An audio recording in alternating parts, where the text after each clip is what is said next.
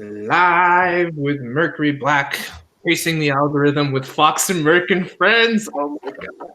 How you doing, buddy? I'm all right. I'm not very awake yet, but Okay. I'm good. I'm, that sort of pleasant, not fully awake, not the grumpy, tired, not fully awake. Right. I'm pleasantly half awake. How you doing?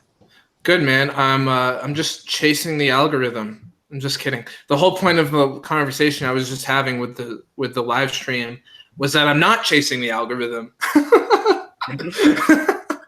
And I'm frustrated that it's a thing. But I'm making a thumbnail for this video because click stuff. So give me a second while I'm doing that. But yeah, so we were just talking about. Give me a second as I continue to talk. I meant literally just 1 second. We were talking about how the algorithm is somewhat set up to remember that video we watched on the algorithm that Andrew sent us? How the algorithm set up so that the algorithm, the content becomes, or the algorithm becomes the content. And so it's like this cyclical thing where you never quite it never quite brands itself around authenticity. It's chasing its own tail. And so if you're somebody who is attempting to create content that's just based on your own integrity, and you're not trying to bend the knee to this other influence or societal pressure or expectation, you put yourself in a situation where you're having to make compromises, or you just do your own thing and you hope that someday that you get to hit that algorithm, but you don't bend around it. So that was kind of what I was talking about. Yeah, and I think because when we talk about this privately, you're not chasing the algorithm in the sense of I've never heard you wanting to do a type of content because of the algorithm. No. You're trying to find the ways to catch the algorithm's attention, but you're not shaping the content around it. That's right. Yeah. That's right. So, and I know so little about this shit, like at all. I'm just really out of touch with the reality of computers and social media and how these algorithms work. But from what I understand, they're playing with the algorithm quite a bit, right? That's what Tim Pool said. He said that they're doing a bunch of different things to experiment with it, right? Yeah, so chasing it might be kind of pointless if it's going to be jumping all over the place. Yeah, exactly. All right, I'm trying to find a good picture of you for this thumbnail with me. So just do you mind taking us through kind of what Tim Pool was saying about the algorithm while I'm doing this? If you remember.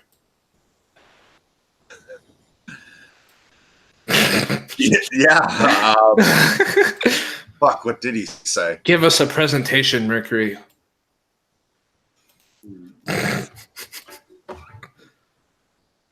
I'll check the chat in a minute, guys. I'm making a thumbnail. I'm multitasking. Now, on the plus side for us, we've got enough of a base that we don't need to chase the algorithm to be operating. And so that's right. It's easy to take for granted what we already have and to be looking forward. So we shouldn't lose the appreciation that we have anybody at all when we go live. I know, it's awesome. And that we have the audience to interact with. We've got enough of a base here to operate. Whereas if we were starting from scratch, we'd be doing live streams with nobody there. We'd still be hoping for our first audience guest. Right. Yeah, that's a really good point. And I get that it's different for you than for me because this is tied into a bigger vision you have. And I'm just sort of along for the ride with this, not aiming at anything. But don't lose sight of what we've got already. Yeah, gratitude, man. It's so easy to forget about the opportunities right in front of me when I'm focused on the next step, you know? Yeah. And the community's large enough to operate. That's right. The biggest step. And I mean, look at even if it takes a while before it breaks any bigger, we have enough of an audience to be doing this, and while doing it, it can catch on at any point. Just like Peterson had tons of lectures up before he ever broke, and then that was helpful. There was plenty of material, plenty of content. Yeah, for sure. Okay, I've got the new thumbnail up. Gosh, this microphone's on its last leg, so that's too bad. Not the microphone itself, but the stand that's holding it up. Okay, so I'm gonna make tags now. Algorithm, YouTube algorithm. So hang your microphone from the ceiling, like at the beginning of the old boxing matches. You pull the mic down. That's a good idea. I talked to Andrew yesterday, by the way. How's he doing? I haven't talked to him in like over a week for the first time in a long time. Oh, he's great. It was just fantastic to catch up, and I helped him get his mandala, his parts work, his sub-personality set, and then he gave me some tips about YouTube too, which was nice. And yeah, it was great to catch up. I did take a quick scroll for a second through like the comments, and I didn't see most of them on your last stream, but I did see Grizz's comment about starting on the parts work, the homework before the first sacred flip class. Did you answer him? I did. Yeah, he said he was a little bit overwhelmed, and I think the fact that I told him that there is no pressure. There is no, like, you don't have to do it perfectly. There's no reason that you have to worry about coming in with your sub-personalities totally locked and loaded, that it's just kind of a stumbling forward clumsily exercise. Take a stab at it, and we're going to hold your hand and walk you through the details. So I think that helped. I think he felt a lot of pressure. Okay. Yeah, and my thought was, like, just when I saw that, was to say to Grizz, just write down any that you can identify. And don't worry about trying to identify them all. Like, even if he just comes in with 2, okay, I know I've got this and this, that hearing the other participants discuss it, hearing us discuss it, he'll find the rest of them as we go through the class. Yeah, absolutely. And in fact, he could even then be, and rather than feeling like then he's not ready for the class the way some other people might be, he could in fact be of great service to the class if he's still working on digging up the sub-personalities during the group. It could be really helpful for the whole group to absolutely have at his point. And that may also help other people dig a little deeper and find a personality or two they hadn't noticed. Absolutely. Yeah. So we'll all work together with Grizz on helping him fill out that mandala. Yes. Yeah. Thank you for saying that. Okay, so we've got some comments here. I made the new the new thumbnail. It's looking pretty clickable, if you ask me. Looking pretty algorithmic. I'm just being silly. Okay, so the comments are Griswold Grimm. I am successfully watching the new stream. Great, you're here. Dust to Dust. I had to go into videos in your page. Okay, thank you for finding us. Yeah, I'm not sure why it didn't pop up soon on the homepage, but sometimes YouTube has a little lag on that. Chris M, good afternoon, man. Chris, I am actually currently downloading the video that we did together the other day, and I think I'll set it up to post tomorrow. That's the plan. So thank you for doing that podcast with us. I have a lot of great things to say about you, and it was just a pleasure to speak. Griswold Grimm says, hey, Sortians. Yeah, that could catch on. Sortians. It could catch on. I'm not quite there yet, but it could, I mean, it could catch on. What do you think, Merc? Sortians? Sounds like some sort of dinosaur. Sortian.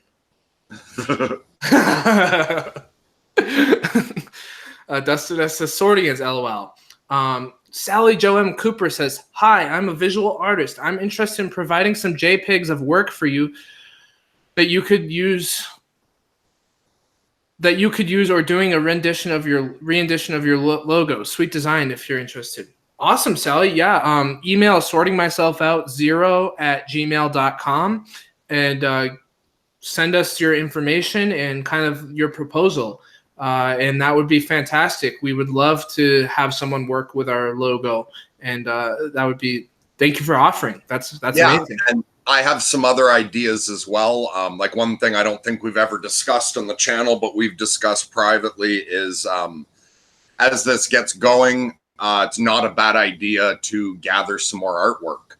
So not only a logo, but just images to use for opening and ending screens. Yeah. I do have some ideas. So did you say the person offering is Sally? Yep. Okay, so Sally, yeah, absolutely. Reach out to us and we can get back to you with some ideas. Also, any other visual artists, if you're looking for like if you just want an opportunity to create some art that's actually going to get seen, we would love to have more artwork to work with on the channel, like inspirational images, and we will definitely credit anybody for their artwork. Also, if there's musicians out there, we could work with people on some music for the channel, and we had also been discussing if, as the community grows here, if a group of you who want, if anyone wants to assist with anything, we were thinking of developing sort of a layer of this that might be somewhat community outreach or community support, expanding to other sites or promoting the channel. But yeah, there's lots of things that anyone good with a computer or anyone with any artistic ability can do if they're interested. We're really looking to expand the community aspect of this and to get as many people involved in as many ways as we can. Absolutely. Yeah. So thank you for offering. So send us an email, and I agree. It could be an awesome collaboration. So I'm going to keep reading through these comments here. Chris says, wow, Sally, that's great. And Sally says, I mostly work offline and then scan images if I'm using them digitally. I feel at a similar place of just kicking off and getting into social media with my art. Cool. Chris says, LOL Merc, like hooking a sandworm. What? What does he mean by that? Do you know what he means by that? Like hooking what? A sandworm. Oh, Dune. Oh. The way the Fremen ride the sandworms. So the sandworms are this almost godlike force on the planet of Dune, and they can just devour anything. They can just out in the sand. But the Fremen have learned to work with these mighty beasts and ride them into battle. Right. Right. Wow. And we have Chris M. I saw this in early 2013 when I was building up my business. What did you see? Are you talking about the thumbnail? What did you see? Maybe I missed something, but I'm not sure what you're talking about. It's hard to keep up with all the different threads of conversation, so I'm sorry about that. So we have, the algorithms. Okay, got it, Chris. Okay, I do remember one thing that Tim Pool said now. Okay. In one video, he said he thought that the share button was the most important. Yeah, I remember that. So anybody who wants to help the channel, liking and apparently in particular sharing a video boosts it in the algorithm. So yeah, so there's sort of two routes we can go with the algorithm. We can look at what thumbnails and titles catch the algorithm. On the other hand, we could just do the content as authentically as possible, and we could hook into the algorithm just if enough people share it. Yes. Yeah. So also we can, and larger content creators, I've noticed lately, and because I've never really looked into this at all before, it's only been recently I've been listening to anything about content creators discussing the algorithm at all. Okay. So far, I've heard them all discussing how to chase it. But the larger YouTube in particular channels have an opportunity to shape the algorithm.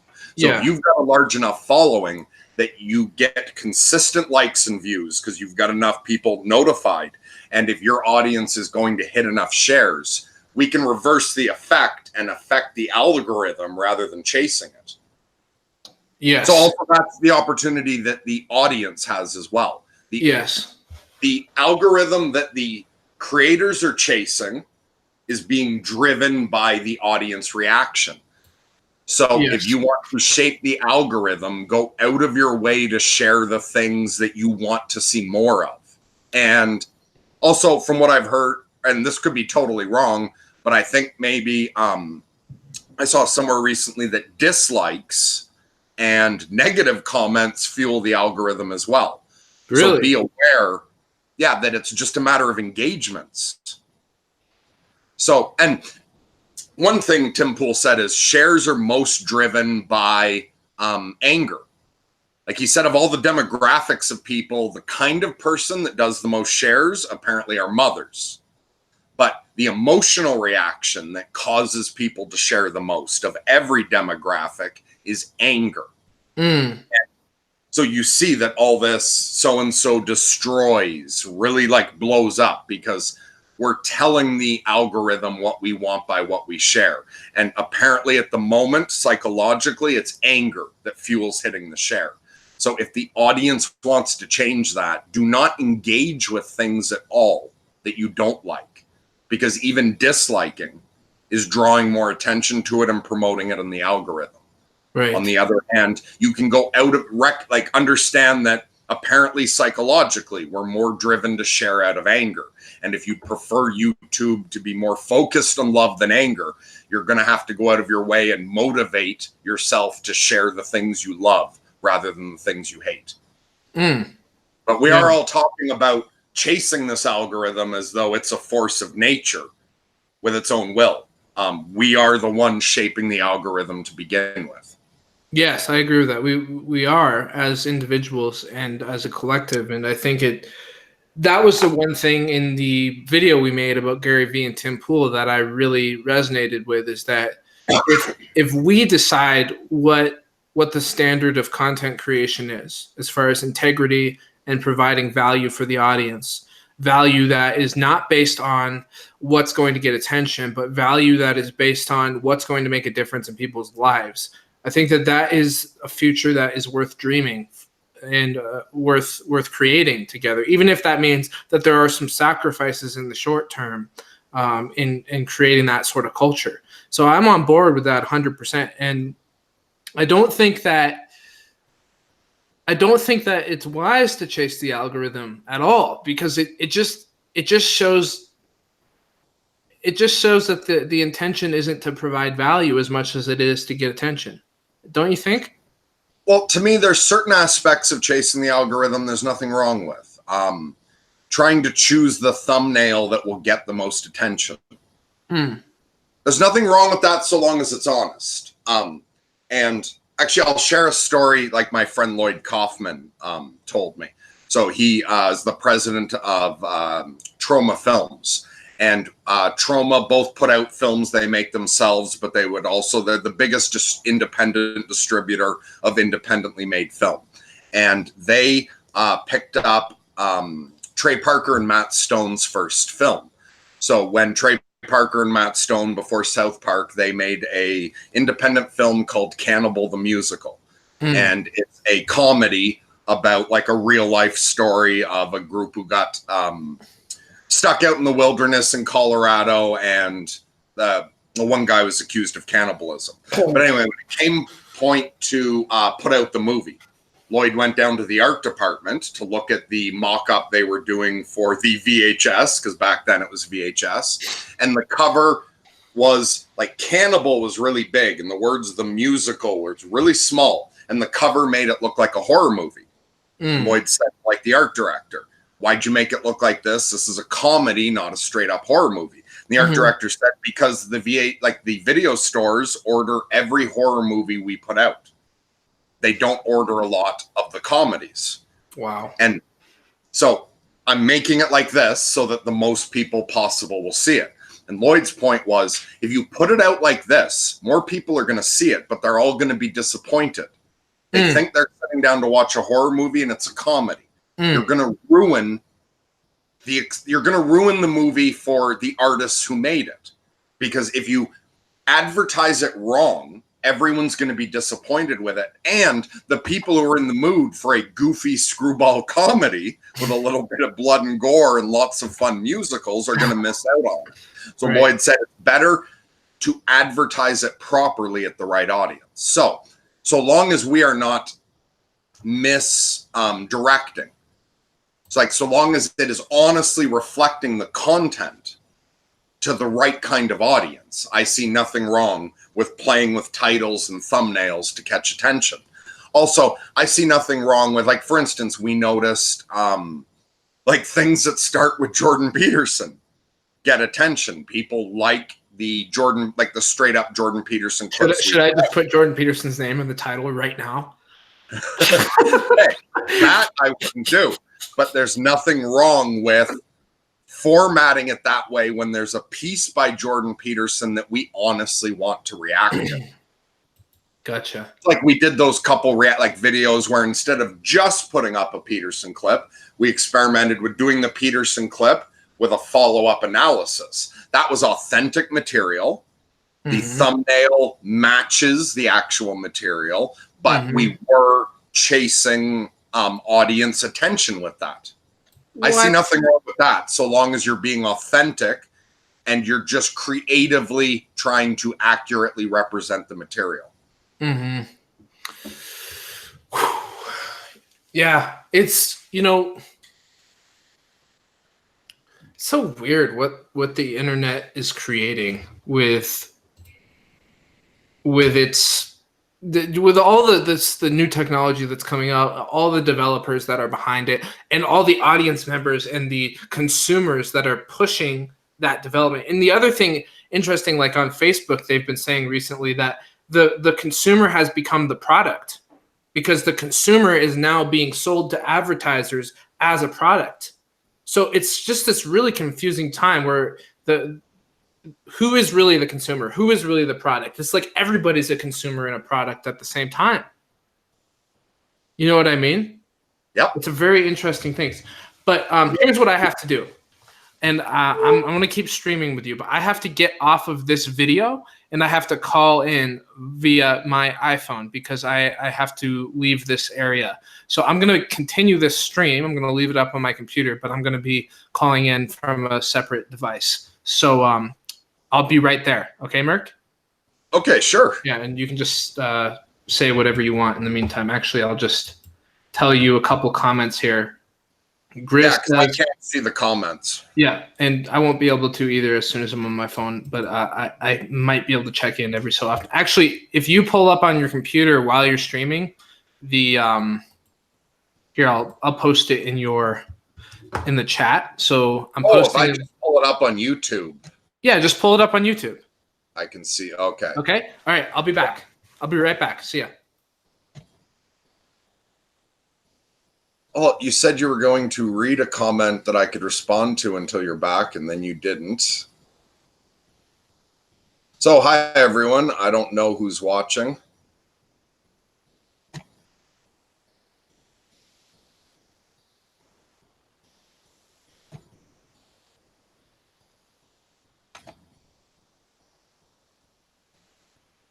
Sorry, give me just a second. This is loading, and then I will be able to see comments.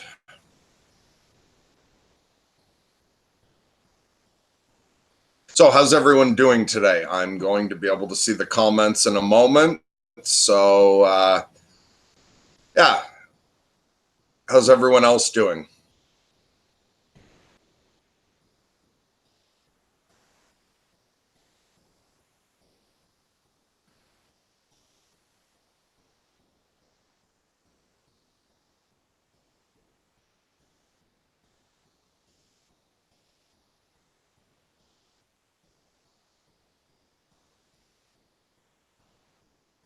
Okay, so Sally said somewhere, people want a spot small enough that they can participate in a Peterson-style sorting.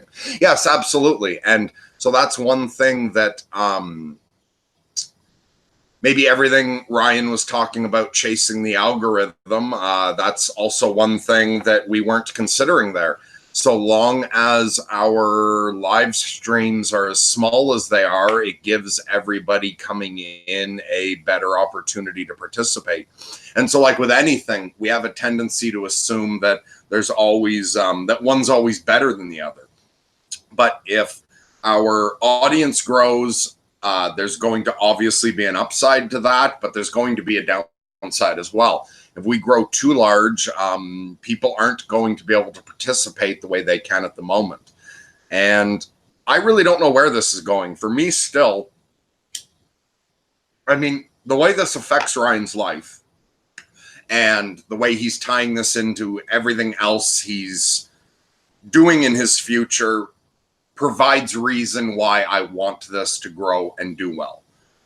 Also, this has been surprisingly helpful for some people. Like some of the emails we get or some of the comments or things people have told us in person, like talking, is just incredibly touching and is making a bigger difference to certain individuals than I thought.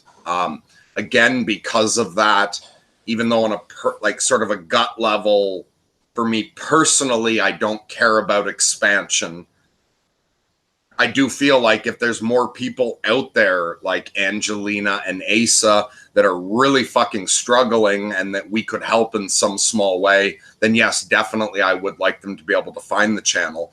But Sally makes a good point that there is an advantage to the smaller size at the moment as well. I'm back, by the way. I'm just tuning in.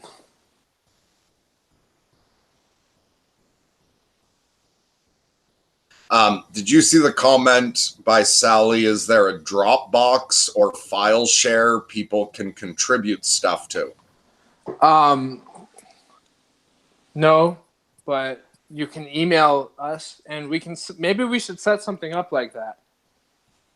Sounds like that between Grizz's request for us to set up a Discord or some sort of community chat website or room, and the request to submit certain things in a place where people can talk to each other, audience members and friends of the channel. I guess, you know, I'm kind of sick of calling it audience members because it feels like so much more than that. It feels like a community, but I don't know what else to call it.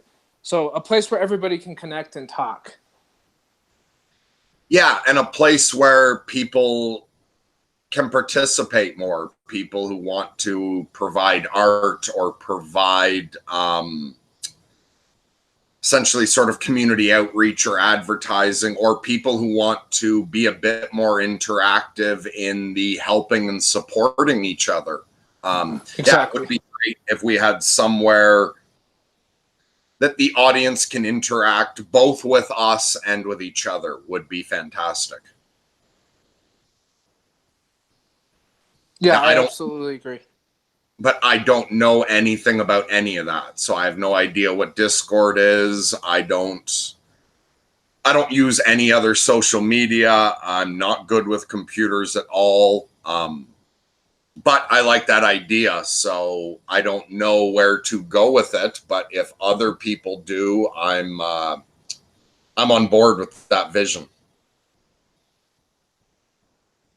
Yeah, I have a feeling we'll be able to set something up as with the help of a few of the people like Grizz, and that it'll work out great. Yeah, I think so. Do you mind reading some of the comments to me? I'm not able to see them. Sure. So further down, Sally said the IDW is a little too complicated a notion. Maybe. I like something that isn't tied directly to one person but strikes the same chord. The IDW is muddled, though, too complicated to catch people. Buckos is easier. Buckos? Like sort yourself out, bucko? Yeah, I think that's what she meant. I like the complication of the IDW personally because it's allowing so many different people to come together. But I do see her point, and I think maybe like as complicated as the IDW can get. And maybe I'm totally off base here. Like I could just be projecting what I want to see. But to me, the most important part of the IDW is simply honesty and good faith and trying to figure things out. That there's no specific political or religious idea that is the center of the IDW. It is just about honest, good faith interaction between ideas in general. Yeah. I mean, your idea of the amateur dark web really makes sense in that regard, because it expands the capacity of the label of the IDW to reach more people. Yeah, and when I first came up with the term amateur dark web, I was not trying to invent anything. I was just putting a word to something I already saw happening. So Paul Vanderklay is an obvious example of it, but also all the smaller channels, and not all of them took off. There's one called Mostly Connected. I don't know if she's still posting anything or not, but I just saw a lot of people trying to participate on the amateur level and just gave it that title, the amateur dark web. Which I think, will tie into this comment by Chris, I think. So Chris M. wrote, what is the overall goal with the channel? It seems like there is a back and forth between wanting the channel to become successful and wanting to put out authentic content. So do you want to answer that first, and then I'll fill in anything else I have to add? Sure. Although I don't know how to, nothing specific comes to mind right now, other than I don't think that those two things have to be mutually exclusive, because I think that the idea of authenticity shouldn't have to exit out the idea of creating a broader scale level of connected success with a larger community that still retains the integrity of the smaller community that's at the core of the channel. So I just picture it like concentric rings. At the center is you and I, Merc, and then the next layer is the You still there? I'm not hearing you. Yeah, sorry, I lost you. Can you hear me now? Yep, you're back. And then the next layer of that circle is the people who are really a part of this community, like the fabric of the community. And that's people like you, Chris. That's people like the people who are writing in the chat right now. That's the people who are emailing us. That's the people who are on a constant basis are engaging with the content and also kind of feel like they're a part of our extended family. And then the next concentric ring, which is the third layer out, is just like general public that maybe tunes into our videos and watches some of our shorter videos, but isn't really committed to the smaller level regular community that we have. So that's kind of the way I see it all unfolding over the long term. Okay, and what I would say to that, so what is the overall goal with the channel? Well, there's a layer of the goal to the channel now that is, like for me personally, that is to launch Ryan's overall umbrella business. Part of the goal for the channel for me now is to launch Ryan's career, because I think he can do a lot of good in the world. But that's a secondary growth. For me, the original overall goal for the channel, the reason I decided what I want out of this is just I see a lot of people fucking struggling, and I just want to help people. And so actually one thing I was thinking, I'm almost finished that book, Shamans Among Us. I'd read part of The Silver Lining of Psychosis, part of that chapter before. As I was going through the book Shamans Among Us, it points out that, and so it discusses the link between schizophrenia and shamanism, and it looks at it from an evolutionary point of view. And it describes that schizophrenics and so also bipolar disorder as well, The magico-religious psychotic serves two purposes in evolution at different times. And so if you've got a small enough group, the psychotic individual with the magico-religious ideas will serve as a shaman and will provide cohesion to the group as a shaman.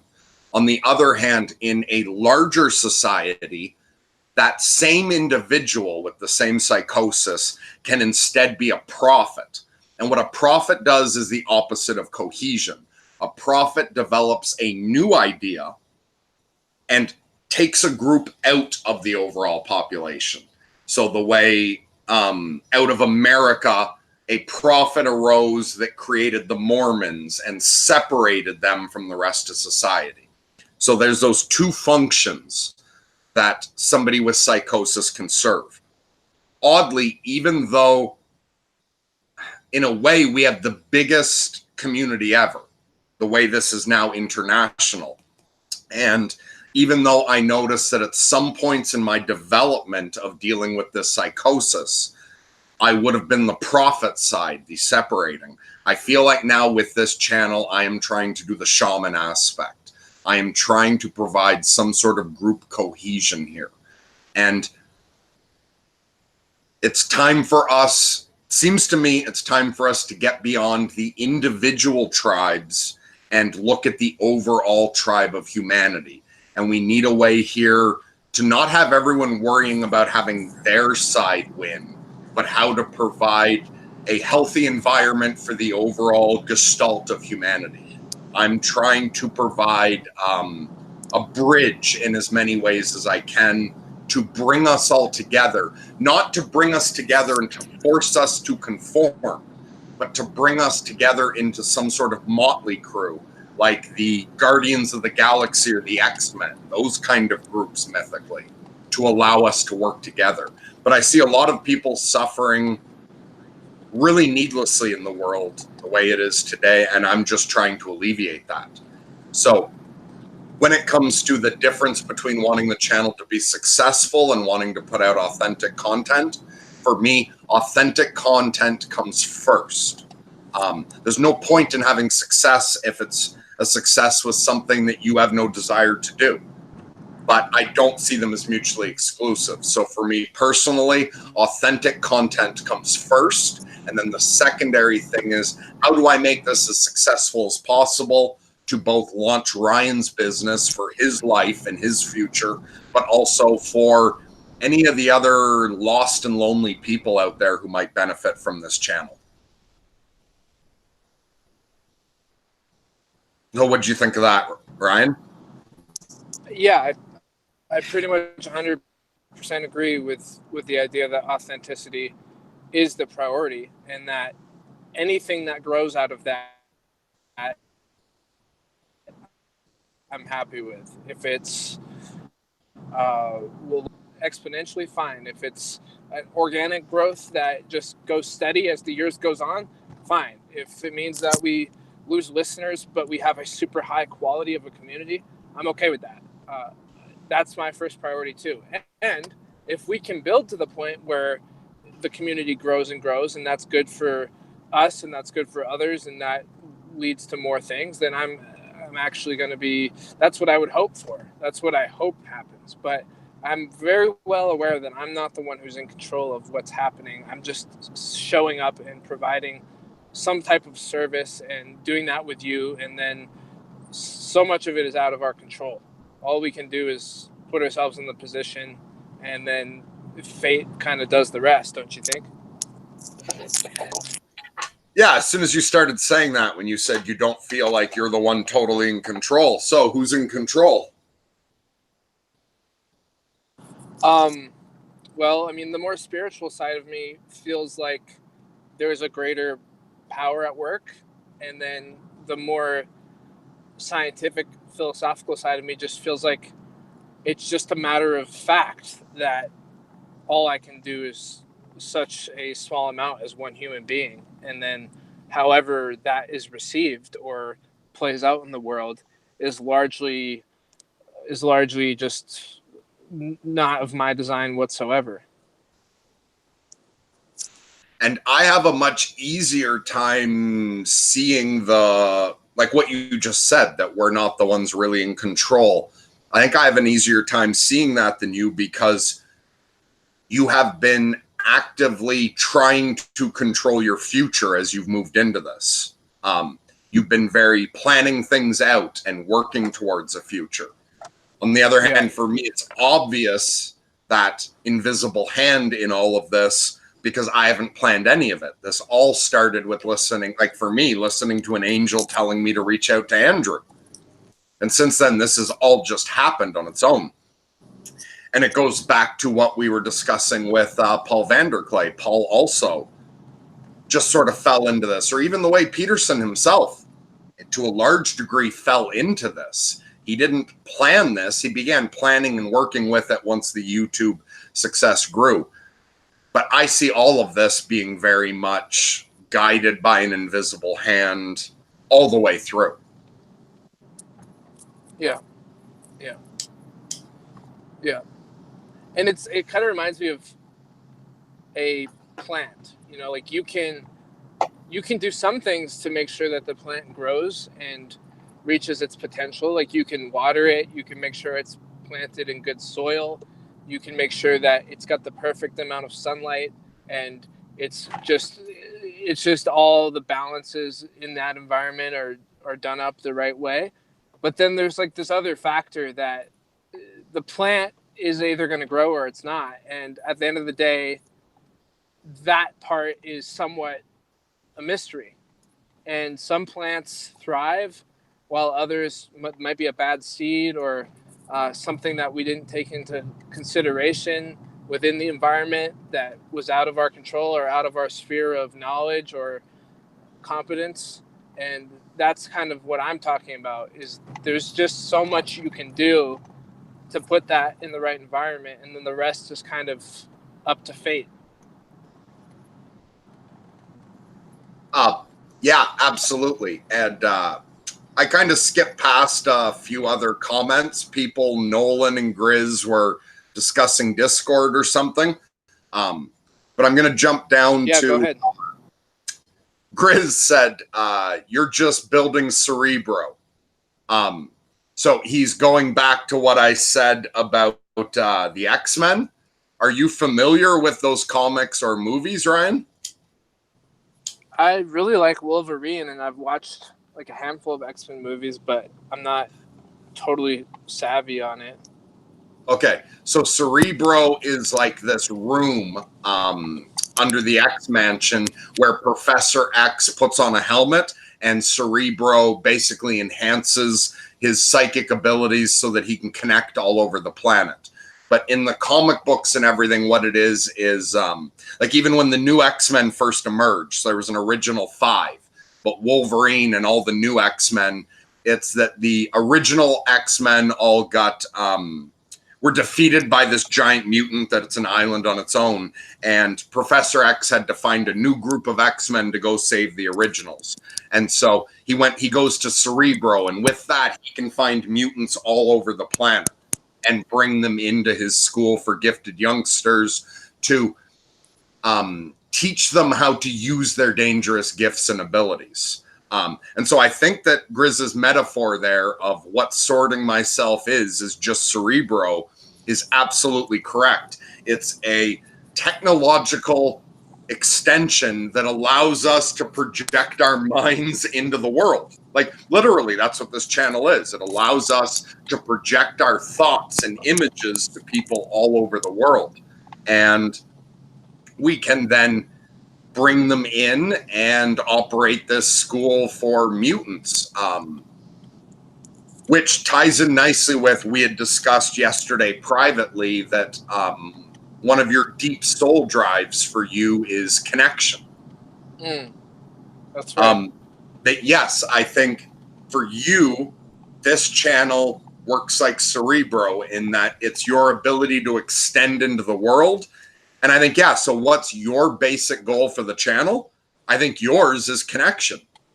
You want to connect with as many people as possible, and you want to help everybody connect with each other. And themselves. Yes, yeah, absolutely. And to connect to the various parts of themselves and to whatever higher power they feel called to as well. Yeah, that's right. So for you, it's enabling every form of connection. So you can view this as an amplifier that allows you to do that across the globe. Yeah, I think that's right. And for me, my deepest driving soul purpose is salvation, is learning how to get from hell to heaven.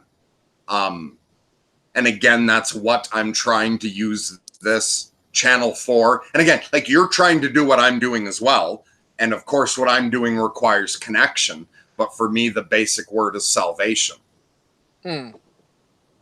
Yeah, that's beautiful. Do you Not in the sense that I am a savior for anyone else, in the sense that we each contain our own salvation.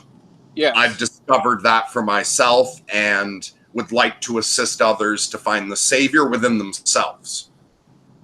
Yes. Yeah, absolutely. Oh, by the way, did we? I haven't announced this on the channel yet, but Jordan Peterson shared my future authoring vlog on his Facebook page last week, which I thought was really cool. I wanted to tell everyone that at some point. Yeah, that was awesome. And so hopefully that just follows the same pattern it did with Andrew. Jordan shared one, then ended up sharing one or two more and ended up on the channel. So hopefully we will be, this will lead to us talking to him at some point. Yeah, I've got some very big questions for him that I've been thinking about. And it's not like I thought about this for a long time. If I ever had the chance to talk to him, which I didn't really think would be possible until recently, but when he shared our post on Facebook, I thought, oh, we could definitely talk to him at some point. It's possible. And my questions for him they're not really for the mainstream public because they're deeper questions about psychology and philosophy that I've really thought about hard after reading Maps of Meaning and listening to his content. And they're questions that I'm not sure if everyone else would understand. But those are I know what the questions I would ask are if I had him on a podcast. So awesome. And I think we'll get there. yeah. I think so too. And so, yeah, and Sally had followed up saying, yes, buckos, when she said that before, meaning regular Peterson fans, as opposed to the sort of intellectual elite of the IDW. And then further down, Sally says, school for gifted buckos. Wow. And John has said, hello, everyone, just joined. I have a question. So, yes, John, I will watch for your question. And Dust to Dust asks, salvation from what? Referring to me saying my driving goal here is salvation. Salvation from hell. I find that on every single level, heaven and hell exist. So right here on earth, all of hell and all of heaven that humanity can possibly imagine is here. In our own internal experience, there is heaven and hell. And I do think metaphysically there is heaven and hell as well. This is all some sort of game about polarities. Reality seems to have been created by dividing the good and bad. This appears to be some game we have created for ourselves or that God has created for us, however you want to frame it. And we are often getting stuck, or some of us are often getting stuck in the hell dimension with no way out. I got plunged into it myself. And so salvation in every one of those forms. Salvation from whatever hell you're living in, salvation from whatever hell you've created inside yourself, and salvation metaphysically, that I think this universe is going somewhere. I think it does matter whether we tip the world a little towards the good or a little towards the bad. I think that's working towards collective damnation or salvation. And I really agree with Peterson that each individual working on themselves is the route to salvation, that each soul saves itself, and then we collectively save the group by doing that. I love that. And Sally says, I think these groups will grow and fracture and then grow from the fractures.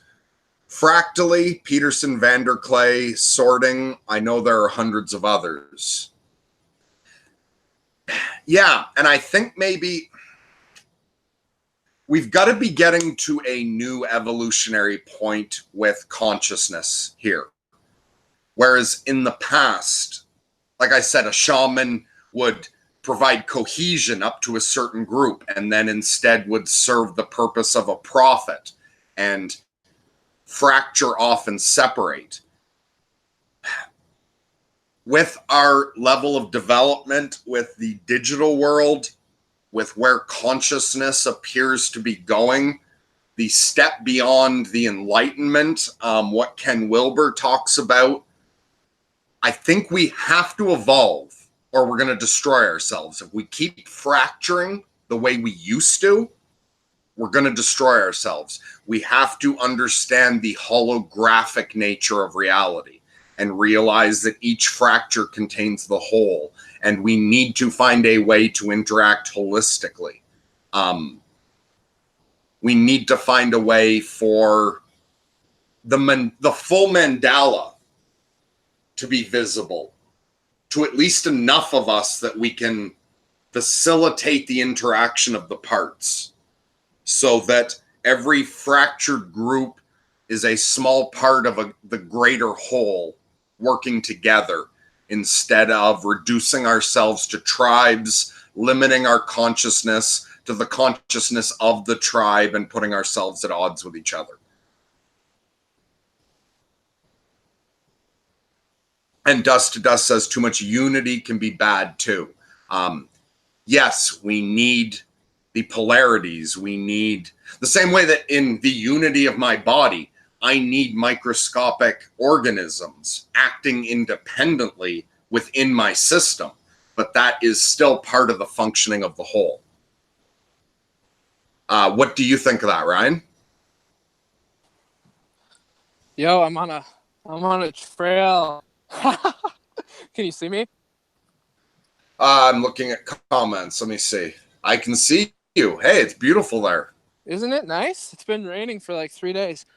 I just pulled over on the road, and there's this beautiful little trail that goes up into nature. And I think what you said was great, man. I think I love the shout out to the self, soul, spirit model, the parts, the mandala. And I think that whatever we need as individuals and as a group, we're not going to arrive to it logically.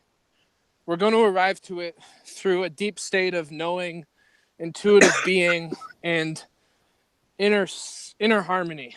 And I think that as Western civilization, this is just my opinion. I'm not claiming to have a corner on truth, but I think that we're going to have to learn to make the jump from the head to the heart and start exploring our states of being, rather than just being concerned with the intellect and the production of goods and services.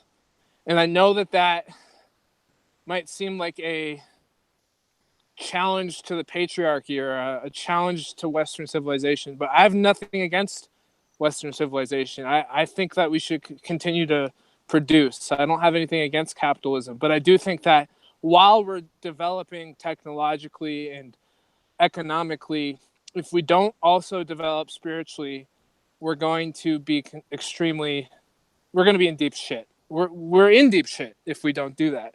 That's my personal take. What do I know, man? I'm just a dude on a trail in the rain.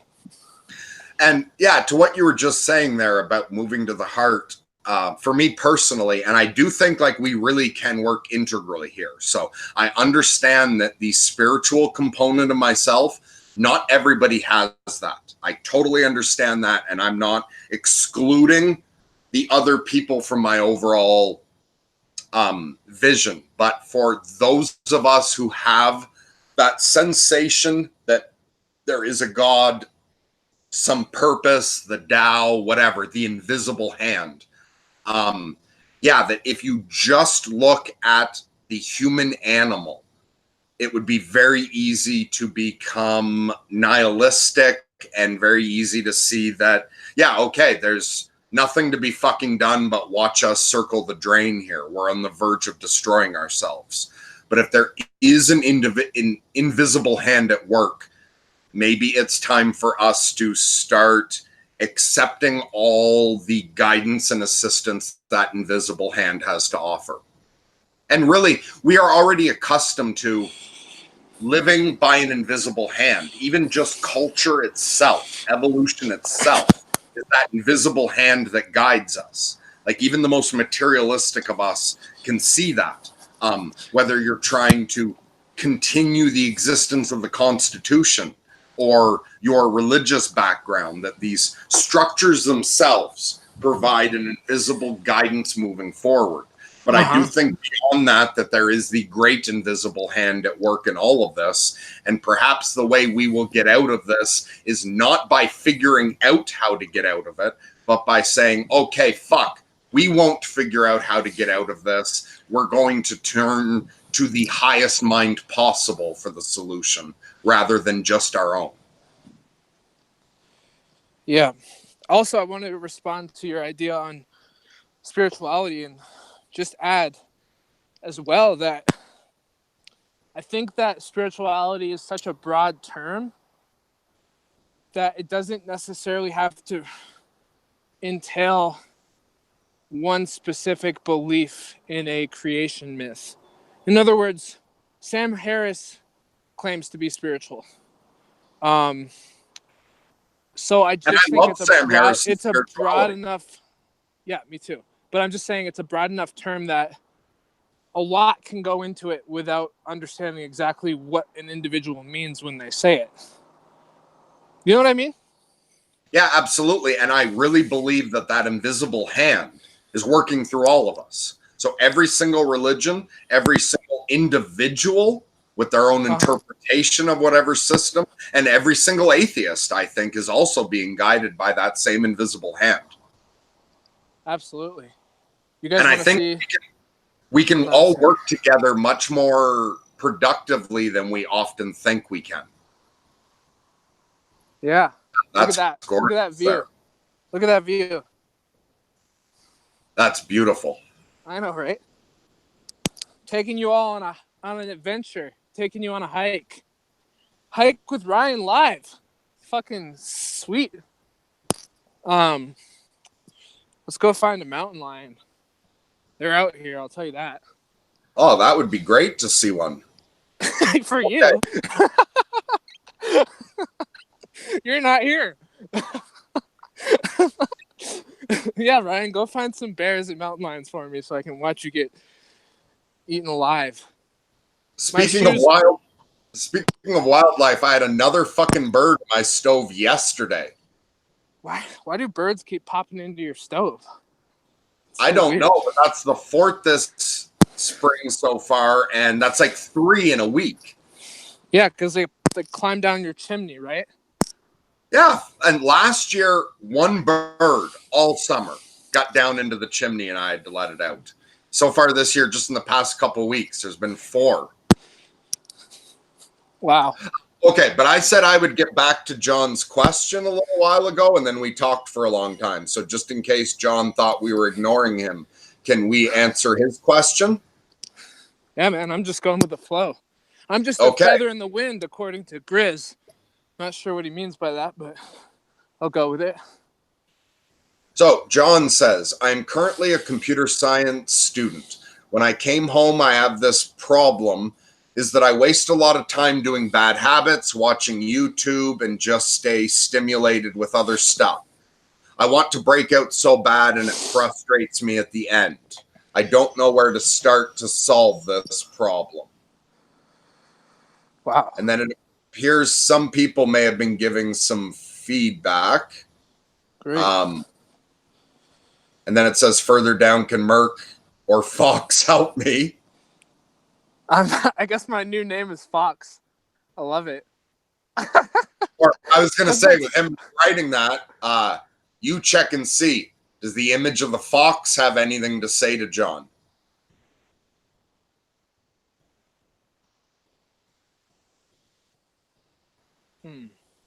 Or do you want me to read his question again? Yeah, read his question again. Yeah. So what if Fox catches on and people call me Fox for the next years to come? I'm just that's my internet handle. Actually, that would suit you. Fox, because I named the video Fox and Merc and Friends. I kind of like it. Whoever, I think, Fox. That's kind of a cool YouTuber name. What's up? It's Fox. I'm sorry, John. I'm going to take your question very seriously, I promise. I'm just being goofy. Go ahead and read it again. Fuck up, Ryan. I'm reading this one more time. Okay. I am currently a computer science student. When I come home, I have this problem is that I waste a lot of time doing bad habits, watching YouTube, and just stay stimulated with other stuff. I want to break out so bad, and it frustrates me at the end. I don't know where to start to solve this problem. Okay. Got it. So I'll respond. Okay, so first, just acknowledge that the conflict is that you're having a war within yourself. There are parts of you that want to break out and do something more meaningful and expand your life and take more responsibility and take more meaningful engagement on. And there are parts of you that don't want to do that. Otherwise, you would be doing it. So right now, the parts of you that want to do other things, such as YouTube, whatever distractions you're talking about, are winning out in that battle. One of the things Peterson talks about is you cannot be a tyrant. You can't rule yourself like a tyrant does. You have to learn to negotiate with yourself. So the parts of you that want to come home after your school or whatever and just do absolutely nothing but YouTube and video games or whatever else it is, those parts of you need to be negotiated with. And the way to negotiate with them is to give them parts of what they want as a reward for also giving the other parts of you parts of what they want. So if you say to yourself, I'm going to restructure my day today, I'm going to meditate, I'm going to go apply for a job, I'm going to read a book. And then after I do that for a certain amount of time, incrementally, let's say if I do an hour of reading, then I can watch YouTube for 30 minutes. Instead of trying to be all or nothing. Because if you do all or nothing, where you just try to completely quit everything all at once, you're going to be up against a huge wall that's going to be hard to climb over. If you do it incrementally and start making compromises with the different parts of you, you'll start making progress. So don't have an all or nothing mentality, and learn how to embrace all the sides of you and give yourself a totality of what you want. So that means scheduling your day so that all the parts of you get to do something of what they want within reason. Obviously, you have to have boundaries with yourself. If there are parts of you that want to do something that feels unacceptable to you on a deep and visceral soul level, then it is okay to say no, and it is okay to give them something else to do instead. It's kind of like a little kid. If it wants to play with a knife, instead of letting the kid play with a knife, you give the kid something else. Here, play with this instead. So learn how to negotiate with yourself and manage your own energy. And absolutely, I agree with all that. What I would add to it, John, you'd said further down, can we help you? I do think I get a feeling we could help you if you much more if you want to come on and talk with us. This is also a problem a lot of our viewers will have, because absolutely Andrew had the same problem of wasting too much time on YouTube, getting stuck in bad habits. So there's probably a good foundation of people already that would identify with you. And I think we could both help you more with the conversation, but also that us having a conversation with you might help others in the same circumstance. But for now, I just want to give you this one thing to work with is you say you waste a lot of time doing bad habits. Stop doing anything bad.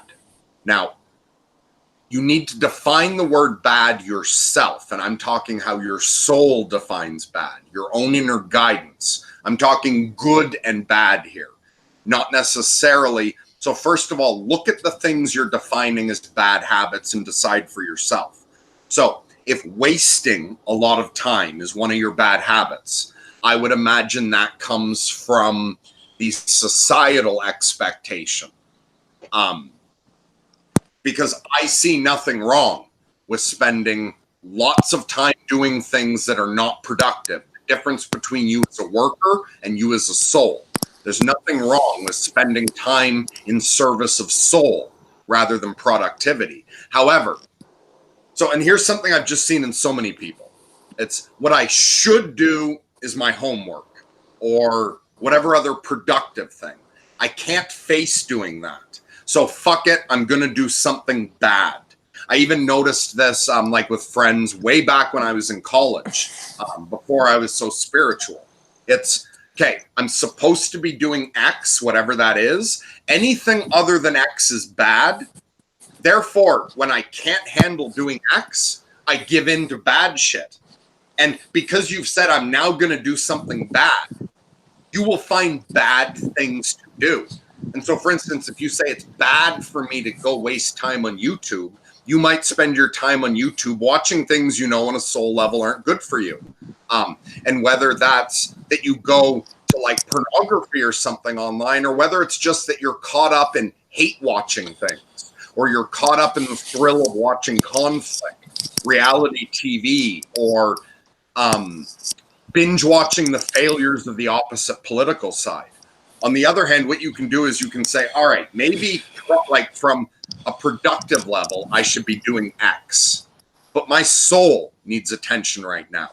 I'm not going to do X. I'm going to go find something else good to do.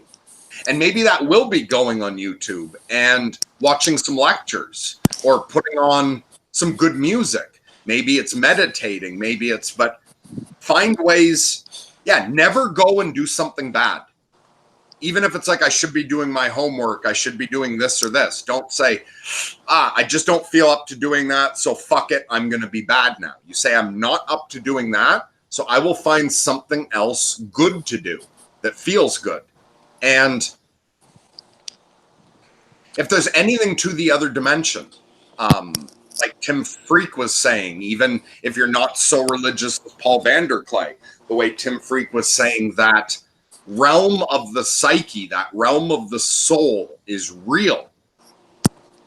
Maybe you're not being productive here on earth, that no one outside would see it when you're sitting meditating, or a variety of other things. When I'm out naked in the dirt, like sitting in the sun and watching the ants go around and feeding frogs and just like playing in the forest like a child naked.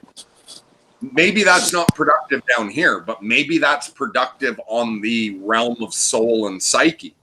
Maybe that's good for my psychological well-being. And maybe that's balancing energies somewhere that are real. So don't define what you're doing when you're not being productive as bad. Start finding good things to do all the time, but good defined by your deeper soul, not societal expectation.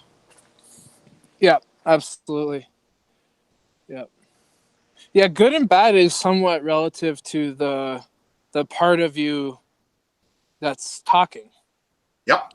If the part of you that's talking wants something different than another part of you that wants to play video games, it's going to think it's bad to play video games.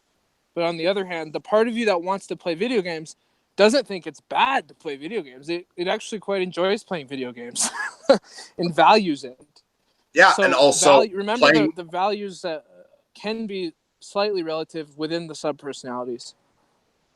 Also, be aware of when you're carrying around a value that isn't yours. Like, for some people, your parents told you, like, you have to be in the military, anything else is bad, or you have to be a doctor, or you have to be a Jehovah's Witness, or you have to pay attention to whether that value you're carrying around is really your own, or if you just picked it up somewhere or had it hammered into you.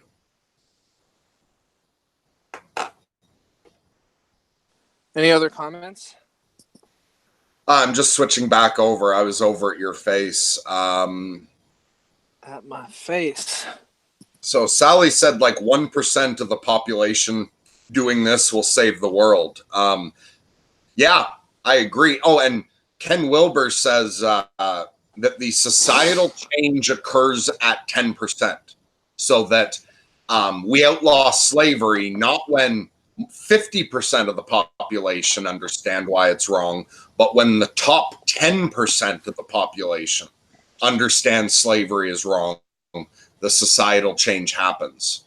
So from his perspective, 10% of the world moving up to an integral way of thinking, that's when society steps up. And I think he said that we're at something like 6%. Oh, that's great. Was that? Do I have that right, Brian? Or I don't know. I don't know. So I'm not 100% sure about this, but I think I heard him or someone say that they think we've managed 6%, so that we're getting. I know close. I've heard that said, and it sounds like that would have been Ken Wilber to me. So.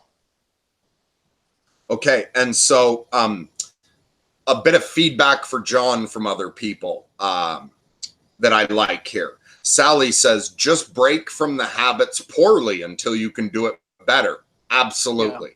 And then Dust to Dust says, how is watching YouTube a bad habit for you? There are constructive things you can watch. Absolutely. Exactly. Sally says, start with the smallest thing you can do. You're not at peace with it. That's something good.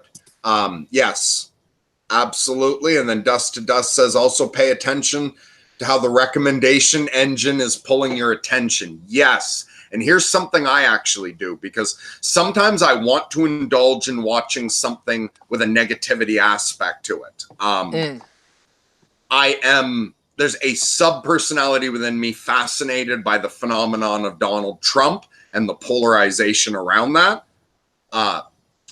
But I will, because I don't want to be flooded with, and I think especially political conflict, social justice warrior shit will really quickly create a rabbit hole on your YouTube and just fill your page with it. So I have certain things I only watch occasionally, like political stuff. But when I do, I sign out of YouTube and watch it from that, and then sign back in to watch the 80% of what I watch, which is music, lectures, and stuff like that, so that my screen stays balanced with the things that are good for me, and that I'm always intentionally deciding when I want to go into certain rabbit holes. So also conspiracy theory stuff. Sometimes I'm interested to look into that, but I'll often do it signed out, so that I don't get flooded with that and pulled into it further later. So I think that's an excellent point of that Dust to Dust made. Pay attention to how that recommendation engine is pulling your attention. Perhaps sign out of YouTube when you want to be watching things you know aren't good for you. Only use YouTube when you're watching the shit you feel is constructive. Signed in, and that way the algorithm works for you and not against you.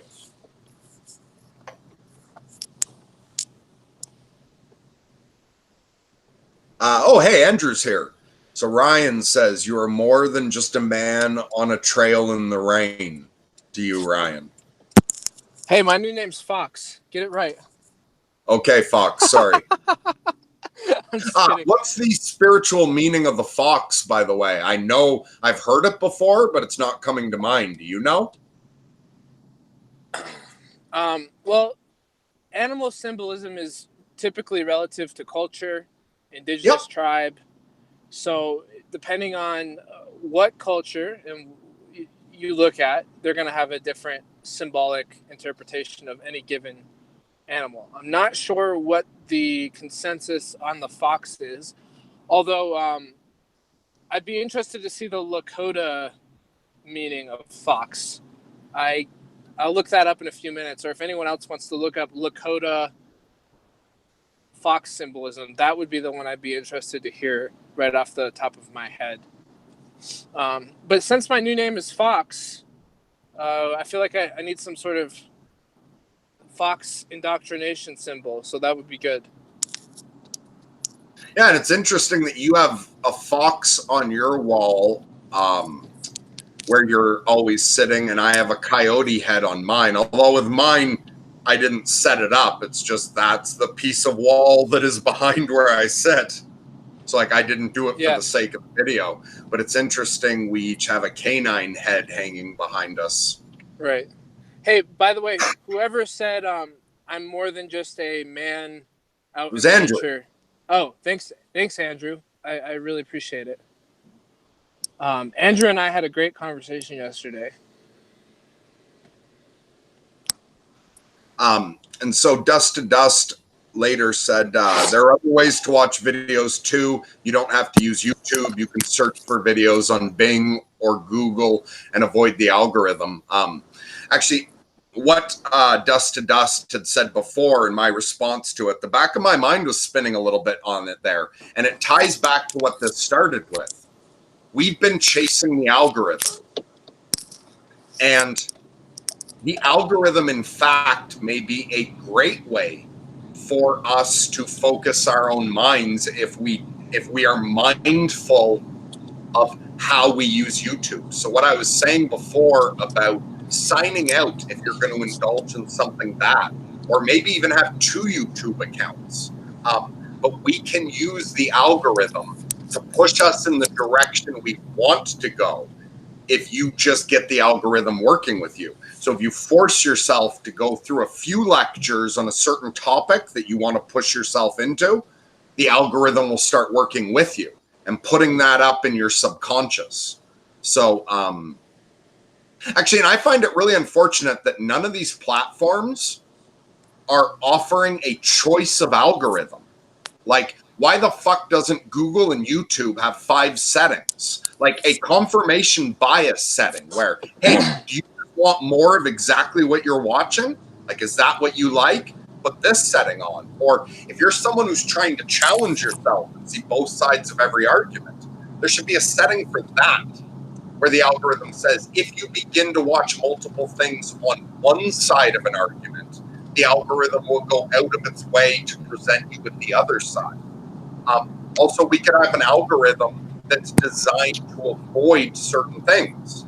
So I have a problem with depression. The algorithm will note when you're getting caught up in the things that cause psychological depression and will put forth more positive affirmation-based content that you know you should be watching but aren't. And if we could instead use the algorithm, like, because right now the algorithm is just about turning us into both a consumer and a product. It's just about maximizing our use. If instead we turned the algorithms around and designed them to help people, we could make incredibly fast advancements. These algorithms could be working for us.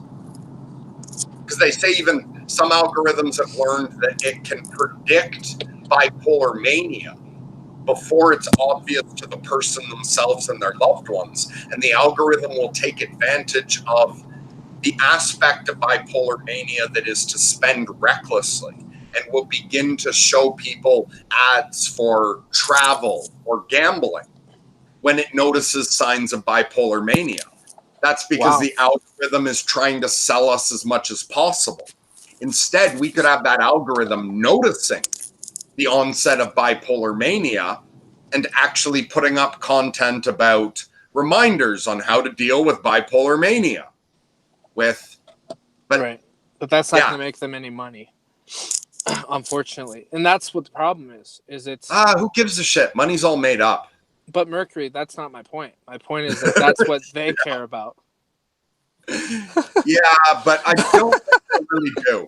I don't think on the soul level. And I imagine nobody like that's ever going to hear me speak. So there's not really too much point in diving into this. YouTube might be listening right now, taking careful notes from Fox and Merc.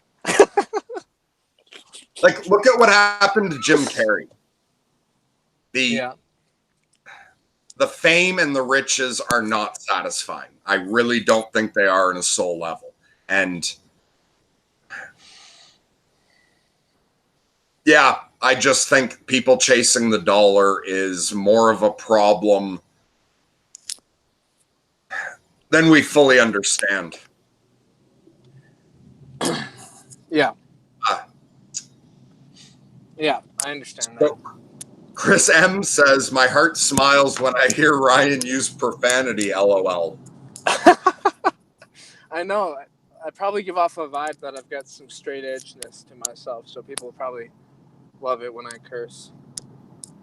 It makes me seem a little more relaxed.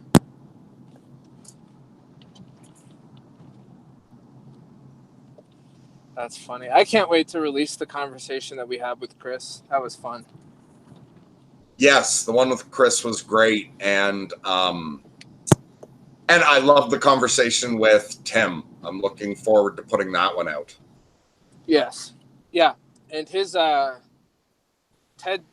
talk at TEDx Berkeley is now on YouTube, so I recommend everyone checking that out at some point. Yeah, and because before, like way back when you first showed me Tim, I watched, I think, just his thing on Rebel Wisdom, and didn't watch anything else back then.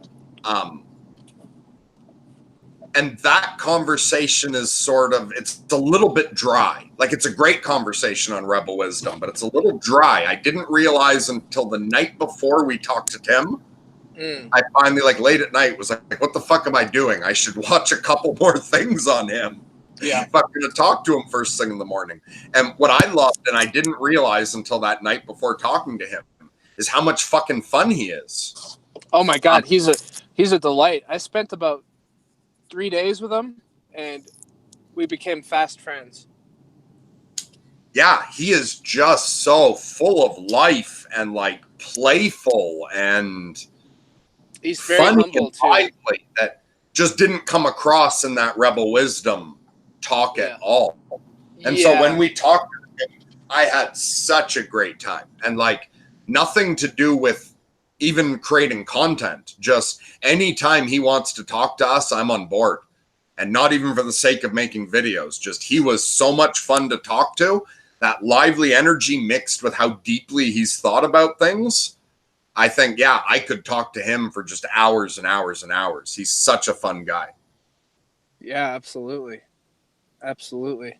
Yeah, and, you know, for somebody who's written a best-selling book and has spent his whole life developing philosophies, he doesn't have a whole lot of arrogance about it. And he even if you disagree with his ideas, which I don't agree with everything he says, and I've heard a lot of people disagree with some of his ideas, he doesn't like take it personally at all, like some people do with their life's work. So he's a really sweet guy. Yeah, he really is. And that entire issue of what you just said there, I've noticed often lately people saying things like, and I don't agree with everything Jordan Peterson says, or, and I don't agree with everything so-and-so says, but I don't agree with everything anyone says. Yeah, why is that suddenly something anyone has to say? And maybe it's like my own projection and delusional interpretation of the past. But I thought in intellectual circles that was always understood and never needed to be said. From the time I think it's a way of, like, I think it's a way for me of saying, like, listen, I have my own ideas too, but I like a lot of these. I like this guy's ideas. I think it's just kind of a, because I think that because of the toxicity of the current culture, people are very quick to put you in categories. So if you say something, oh, that guy's just a left-wing nut, or oh, that guy's just a right-wing nut, or, oh, that guy's just a Tim Freak guy, or that guy's just a Jordan Peterson guy. And so it almost feels like you have to say, like, you have your own ideas in order so that people don't just put you in these quick categories and write you off into a certain category. That's the way I think of it, because people do that so fast, And so fast. And maybe it's even always been that way, and I'm just like delusional about the way it's been. But I don't think so. find I think it's more toxic now than ever. Or maybe it's just grown. But yeah, that idea that you would have to say, I have my own thoughts. I don't believe I don't agree with everything he says, but to me that should be fucking obvious. Like nobody is, and like yes, there are people who do not have their own thoughts. They're stuck in that lower level of thinking where every thought that pops into their head they think is them. And yes, there are people who get caught up in an ideology where no, they don't have their own thoughts. And yes, they believe everything that such and such a person said. You know, whether it's I believe everything Hitler said or everything Jesus said. There are people like that. But I didn't think you had to say that in intellectual circles, because those people don't make up the intellectual circles.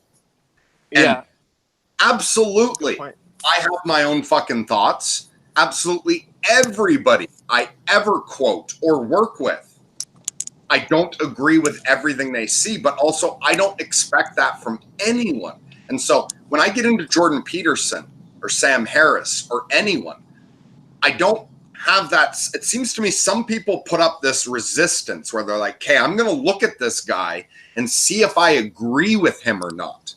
Yeah. It's as if you want to see if he's telling the truth about reality. Is he right? Is Jordan Peterson right? I'm not worried about that anymore. None of us are fucking right. So when I listen to Tim Freak, I try to let go and try to understand how he sees the world, because that's what he's telling me. He's not trying, and I think even Tim or any serious thinker also would agree with me. I imagine there's nobody in the IDW that if I said to them, listen, I don't think you're going to tell me about the real world because you don't know the real world. So I'm not going to worry about arguing with you about what the real world is. I want to hear what you see the world as. I don't think anyone in the IDW would have a problem with that and would say, well, of course, that's always what we're doing. Right. And so I love Tim Freak. Like, do I think everything he says maps perfectly on reality? No. Are there things he seems to intuit or follow that I intuit differently? Yes. But I love his way of seeing things, and I want to learn more about how he sees it. Yeah, and I wish more people were like that, man. That's such a beautiful way to interact with the world of ideas. So yeah, more power to you, man. I think that's just absolutely beautiful. And so, I don't think the problem is amongst intellectuals per se, or philosophers or teachers.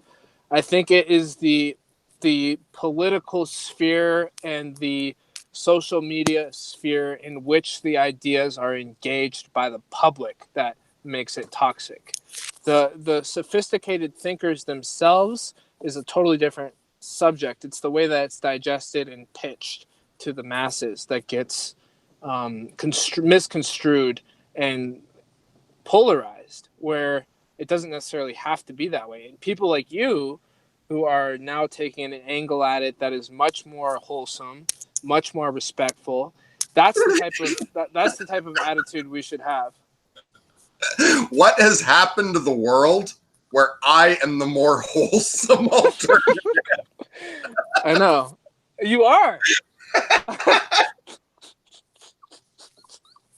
I'm supposed to be the delinquent and the cautionary tale. No. But back to the point we were discussing. There's basically two kinds of reality, two kinds of truth. I don't know what objective truth and objective reality would be. You need a perspective for that. And perhaps there is a gestalt to all of creation that is greater than its sum and that has its own perspective. That would be the only thing we could call objective perspective. I think there's something to that, but objective perspective is a mystery. Objective truth is some sort of mystery beyond our understanding. On top of that, the postmodernists are right that there's also subjective reality and subjective truth. And whether that's limited to human consciousness or whether some levels of animals have that, or even whether matter itself has some sort of subjective reality and subjective truth, there's those two components to reality. And consciousness itself is a generator of reality and truth. Each of us is the center of an entire universe. The earth consists of whatever the fuck it is from an objective perspective, which none of us know.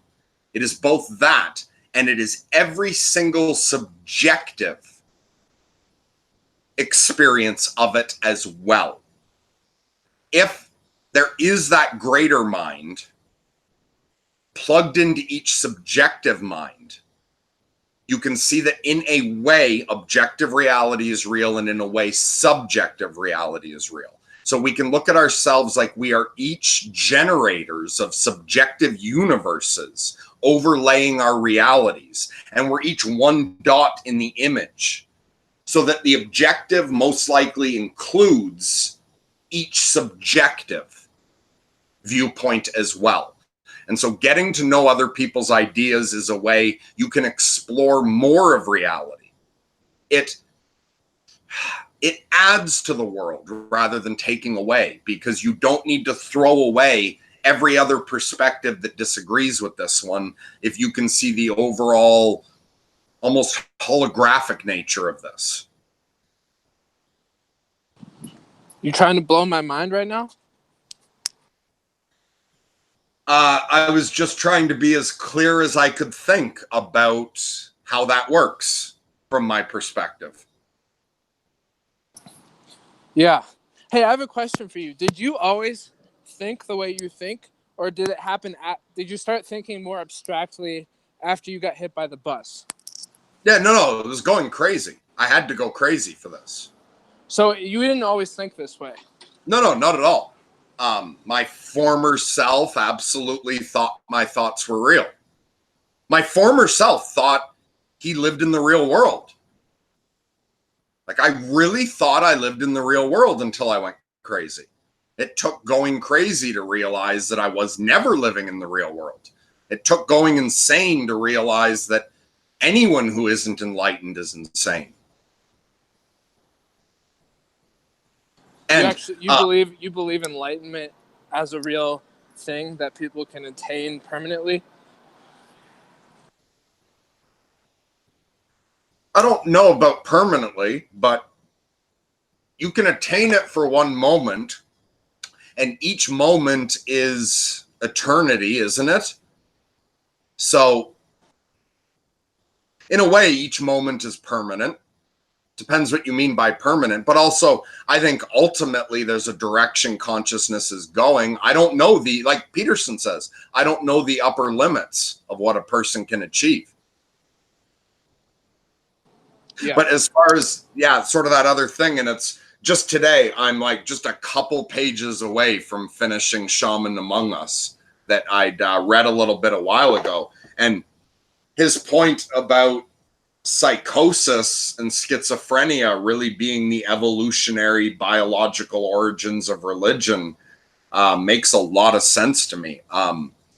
For me, as horrible as going insane was, it's absolutely the shaman's journey, the being thrown into hell and having to find another way out, having the ego destroyed, having my understanding of reality altered by the gods. Just having the world ripped away in front of, like, I've gone through the end of the world. It's weird. Even though, like, objectively I didn't. I went crazy and had a breakdown and got locked up in a mental institution. But as far as phenomenologically, the experience, that was so much more real than any drug trip or any movie or any book. It's as real as a dream where you believe it's real. So I got to go through the end of the world. It required all of that to think the way I think now. And on top of that, it required the breakdowns, the psychosis, then it required years of isolation. And then years and years and years of living this crazy lifestyle and spending still the majority of my time alone, meditating, thinking for days and hours and weeks about things, doing spiritual practices, evolving into full-blown magic. And it's been now also years of magic trying to unlock my higher consciousness to think the way I do. But I owe it all to the insane asylum. I didn't do it on my own. And the former me was not this way at all. It's a fascinating story, man. What a journey. We got any new comments? Probably. I've been over on the other screen for a while now. I have not been looking. And sorry, everyone, I'm feeling increasingly scattered, so I'm just going to look through for ones that grab my attention, and I apologize to everyone that I'm going to be skipping your stuff. Oh, wow, there's a shitload of stuff here. Did we hit the algorithm? Fox and Merc hit the algorithm. No, we've only got 10 people watching. That's Although, right. again, to someone else's point, do we need any more than 10, though? Because there are more comments here than I'm going to respond to. But let's respond to something. So, Sally says, and thanks for joining us, Sally. You've been a delight today. Mercury, your embrace of your base self is encouraging to hear about. I'm longing for some of that visceral nature I've had to suppress to navigate society, reduced to slim chances to get to the rural. Also, one thing, do we still have spots in the Sacred Flip, Ryan? Yeah, we have 2 spots open. A couple people dropped off. So the only thing is, if we have an odd number of people, we'll have to negotiate how to manage the partners. But we could technically take 2 spots if people sign up within the next 2 or 3 days max, and then we'll have to close it down. Okay, and so do a little plug for that right now then, and say whatever that other video was called in case anyone here is going to be interested. Yeah, sorry, I'm literally walking through a parking lot. So And John says that Fox suits you quite well. Really? That's hilarious. I love it. Maybe that's what I'll go by from now on. Fox. Could be kind of a cool thing. But anyways, the Sacred Flip's basically a transformational group that we're doing that involves identifying your subpersonalities, learning how to work with them, and learning how to step into soul-directed living. And the way that we do it is set up on the basis of Dr. Strachan's theories, as well as some other training that I've had. So it's going to be a transformational based course. If you want to join us, then email sortingmyselfout0@gmail.com and I'll send you some information and some details. If you go back in our previous videos, just scroll down a little bit and pretty soon you'll see the Sacred Flip announcement. I'd encourage you to watch that for more of an in-depth presentation. But yeah, some of the people who have been watching today will be there. Griswold Grimm will be there. And Chris? Chris will be there. And I'm not sure if anyone else is on right now that will be there because I don't have the chat in front of me. But it's going to be a great opportunity to explore your psyche. And it's going to be a bit of a commitment. So just be prepared to have a couple hours of homework between sessions. And just go watch that video and check it out if you're interested. Okay, so I will run through a few more comments here. So Sally says, people don't know what it means to watch bugs or a whole sunset and feel the heat on a large rock after the sun goes down. Oh my God. Totally right. That's beautiful. And I can spend my whole summer outside like that. And further, she says, Lakota, the fox was also thought of as a medicine animal and had the power to reveal locations of herbs needed by the medicine man. The fox also shared expertise on how to swiftly escape enemies. It taught men how to travel through dangerous territory and to understand courage under fire. That's fucking So badass. thank you for that, Ryan. There you go. You asked for some feedback, and she took the time to give it. Thank you so much. I'm Thank really you. glad Yeah, you joined today. that's amazing. Also, for anyone watching this who is thinking about doing the sacred flip, the other person you might know who's doing it is Angelina.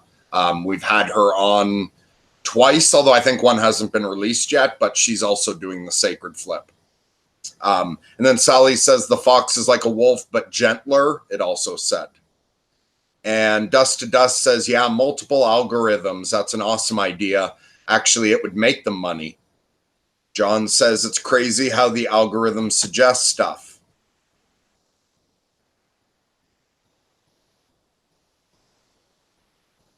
Grizz asks, did we watch his thing with Milo? So I assume he's talking about Peterson's discussion with Milo. Yeah. Watch honestly, it? I wasn't. No, I didn't really want to. I didn't it didn't grab my attention for some reason.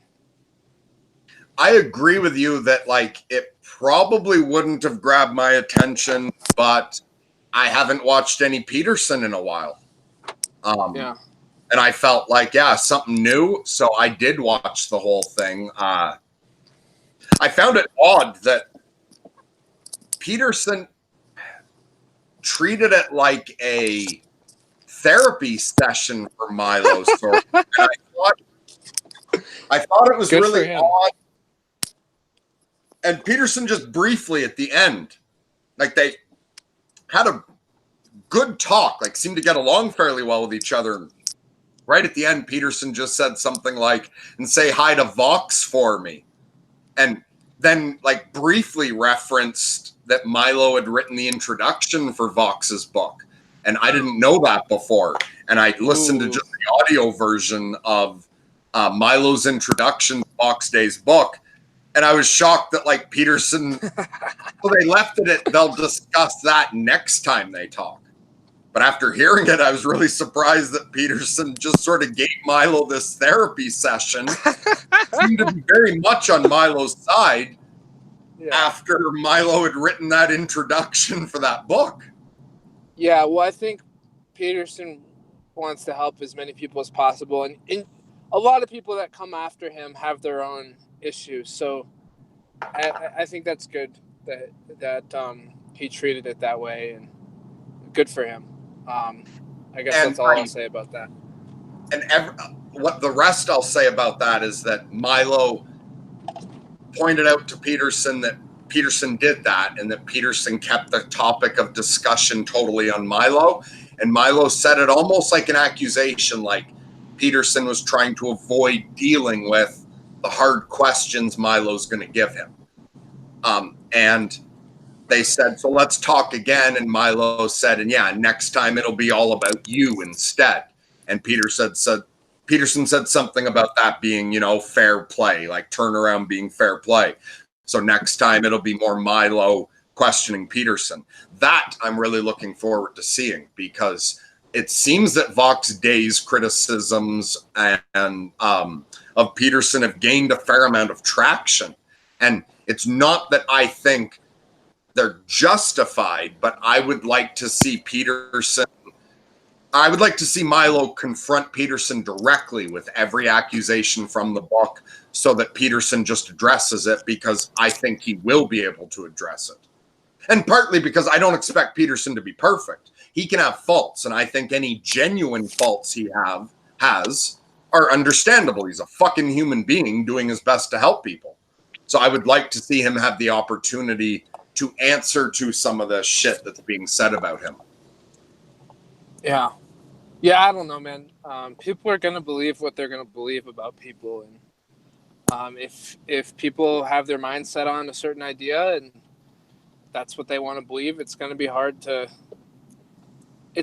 change someone's mind if that's the confirmation bias that they want to prove out. Like for example, like if you want to believe that Joe Rogan's a CIA show, then it's going to be hard to derail you from that belief if that's really what you'd like to believe. On the other hand, if you just want to find out what the truth is, and you're not trying to have any preconceived beliefs, then you will be more objective. But with me, it's like I want to believe Peterson's a good person, and I want to believe that he is helping people, and I want to believe he is authentic. And so, like, it's going to be really hard to change my mind.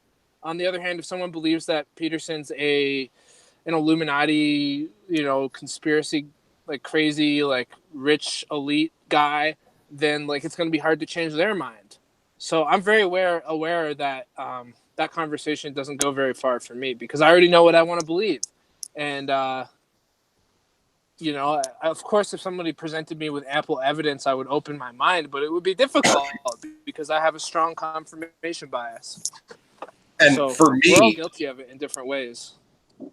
yeah, and also because I forget who, but someone had repeatedly asked if we'd seen a certain video, discrediting Peterson. And I actually have spent a fair amount of time listening to the shit that discredits Peterson, because when I get into something, I know the algorithm is all confirmation biased. So I go out of my way to listen to the criticisms of Sam Harris and Jordan Peterson, and even, Alan Watts, or anyone like an intellectual thinker that I take seriously. I go out of my way to listen to the other side, and I do it as open-mindedly as I can. So Nice. I've really listened to a lot of the criticisms of Peterson, and there's lots of it where it's like, I don't fucking know. Vox Day can say, Peterson has quoted this study and he's just selecting on confirmation bias, and the real truth is this and this and this. So when it comes to arguments over what's the truth about reality, like who's right or wrong about statistics or facts, I have no fucking idea who's right or wrong about those. Peterson could be wrong about a lot of shit, but the claims that he's immoral and that he's dishonest, I don't buy that. He's trying his best to be honest, in my humble opinion, and he's really trying his best to help people. I find it really funny when he gets criticisms that are like, well, what does this do for the environment? And like, it's as if people are saying, how dare you try to help as many people as you can as a psychologist on a one-on-one basis without simultaneously solving all the political problems and the environmental catastrophe. How is that an argument against what he's doing? That he's not curing cancer. Yeah, Well, you're right. That's something that Tim Freak and I talked about when I interviewed him, that when you're a public figure, people expect you to cover everything. And if you only cover one thing really well, but then you don't address other problems, then you'll be criticized for not addressing other problems. So it's like you're expected to be this superhero that does everything right, that addresses every single problem, and it's impossible. It's impossible to address everything. So people are putting impossible standards on others, and especially celebrities and public figures who are trying to do certain things. Yes, absolutely. Including myself. I'm not like I'm not you're cutting out. To say that I don't do that. Like, sometimes I criticize public figures for not covering certain issues. Can you hear me now? Hello? That's much better. Mercury. Okay. Anyways, sometimes I do the same thing. Sometimes when I'm critical towards a public figure or an intellectual, sometimes I'm short-sighted in expecting too much of one person. Yeah, but you're still a young whippersnapper. I think you're doing pretty well for your age. A young whippersnapper. That's a funny term. And so Sally said the wholesomeness radiates off you, Merc. I find that hilarious. Like, I'm sitting here without even a shirt on, just chain smoking and smoking weed with a mohawk covered in tattoos. I really feel like I thought I was the cautionary tale. That I was what, Yeah, I'm supposed to be intimidating, aren't I? You get what I mean? I feel like it's No, hilarious. you're a sweetheart.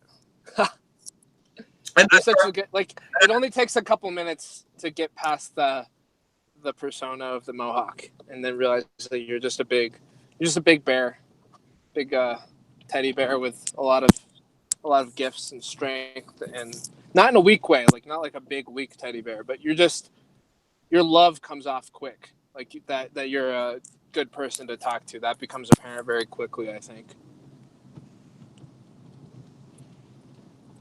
well, yeah, I love everyone. I've spent a lot of time doing what I think Sam Harris calls meta meditation.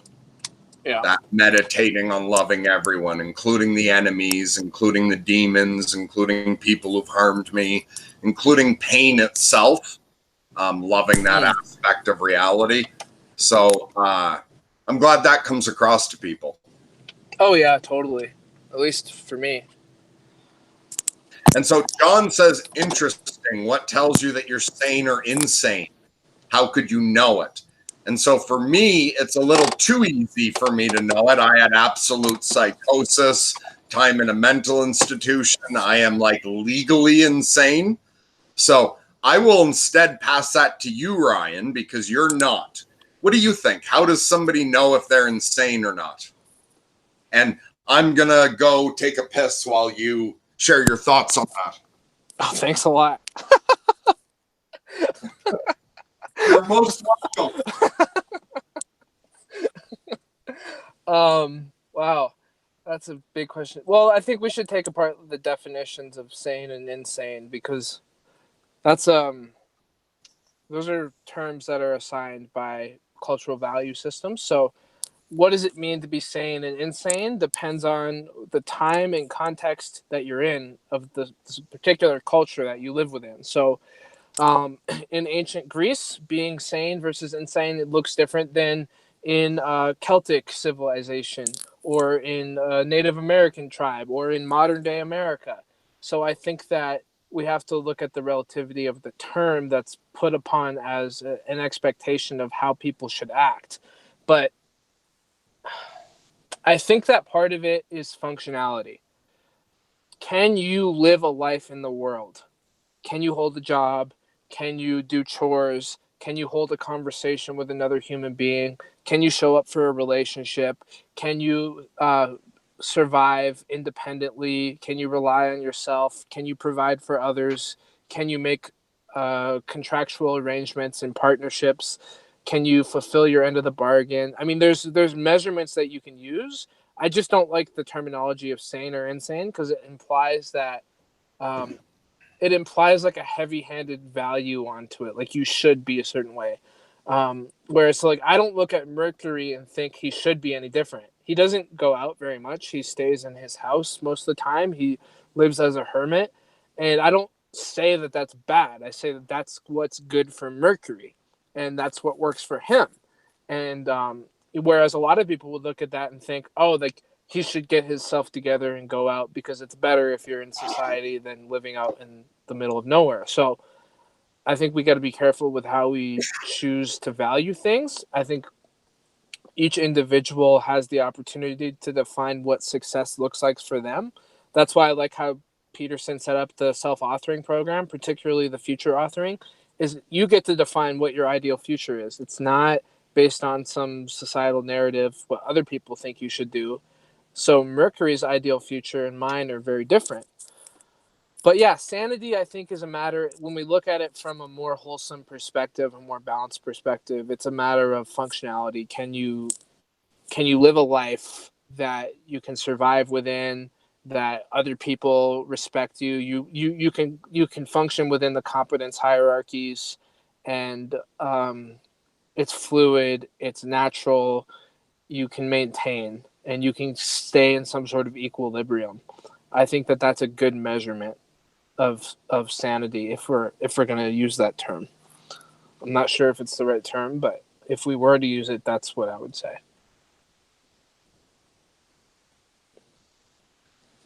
So a lot of times people say the difference between a shaman and a person who is in psychosis is the shaman has a foot in both worlds, whereas the person in psychosis has totally lost himself in the other world. I've heard it described that way. Yep. You there, Merc? Yeah, I'm back. And that's one thing I found once I started looking from the magical perspective, and that idea that the shaman has one foot in both worlds. I found that shamanism seems like the natural way that all of the magic and religion emerged into society originally, but that the later magical practices, and so all of the like high magic orders, the ceremonial magic, all seems designed to take a person that's sane and fully grounded in this world and teaching them a way to get one foot over into the astral dimension, or whatever you want to call it, whichever framework. Whereas for me, I did it the shaman way, where I went to magic as part of my process of learning to get one foot back in the real world. And I think magic is that meeting place where for some people, the path to having one foot in both worlds, say, is trying to come from the West, to come from sanity, to walk over into the middle, to learn how to put one foot into the non-physical dimension. But that what shamanism has been doing since the beginning is to take the people who are pulled fully into that world, and so imagine them on the far east side of the continent, and trying to get them grounded enough that they can meet in the middle. So there's two different paths to magic or intense spirituality. One is trying to get access to that dimension, to get one foot in both worlds, and one is trying to get grounded again in this world so you can have one foot in each. Absolutely.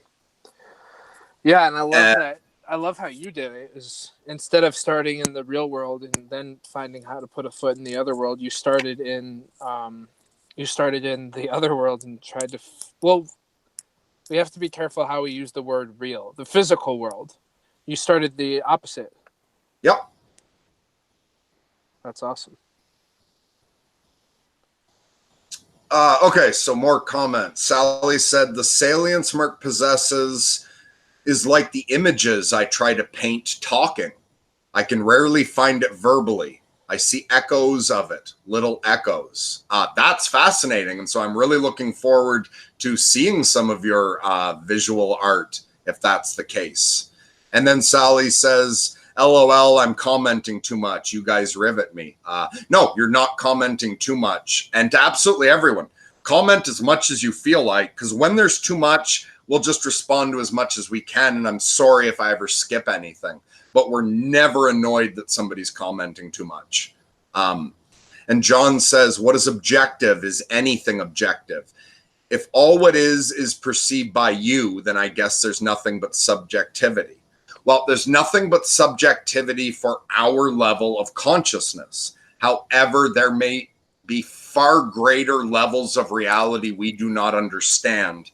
And there may be some sort of gestalt to all of reality. It may have something beyond consciousness that is capable of producing objective reality. So I wouldn't rule out that objective reality doesn't exist. I would just say that it's beyond us, and we each only have access to a subjective reality. But if that objective reality exists, it is also compromised of every single subjective reality. So it doesn't remove the realness of the subjective reality. In fact, the objective reality may reinforce it.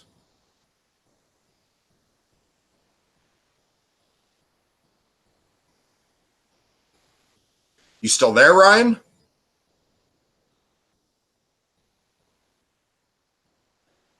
I'm not hearing anything from you.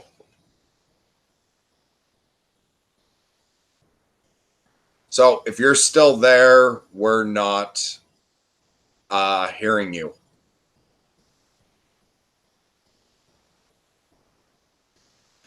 All right, until we get Ryan back, I will just respond to a couple random things here. So Grizz says that Peterson's journey hasn't stopped. He's living his open arc. We all is.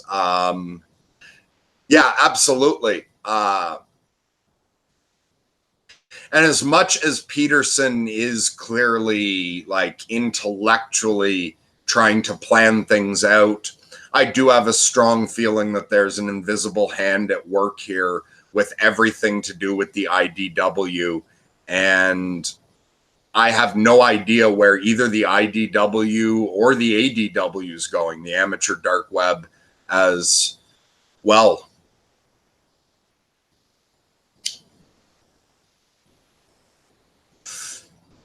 Sally says, I'm an ex-Army staff sergeant. Wholesomeness is different to me. Interesting. Grizz says that I'm embodied Gestalt therapy.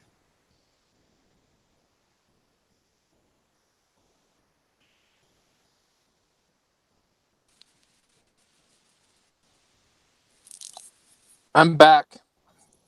All right, Ryan's back. What did I miss? I forget what I responded to. I responded to something. Oh, nice. Wow. Well, I think we've been streaming for about 2 hours. Yeah, that was weird, and I'm surprised. It was a little surreal at the beginning. I'm surprised how comfortable I'm getting with this. Like, I had not been awake long at all. I turned on my computer. First thing that popped up was that you were live, and I said hi, and then you invited me on. And like, I was comfortable enough to just pop on half awake with absolutely nothing prepared. So I'm surprised by that. I'm adapting to this surprisingly quickly. Yeah, absolutely. There's an odd sense of privacy to this still for me. Is Sally still watching? I think so. Sally, if you're still listening, I actually just finished making my new website. And since you're graphic designing and stuff like that, I'd love to get your thoughts on how I could improve it.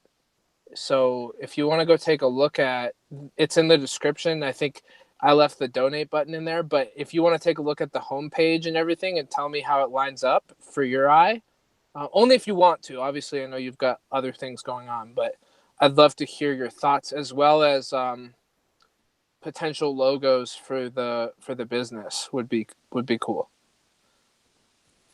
So, and yeah, Sally's still here, and she just said website is Sally Joe McCooper.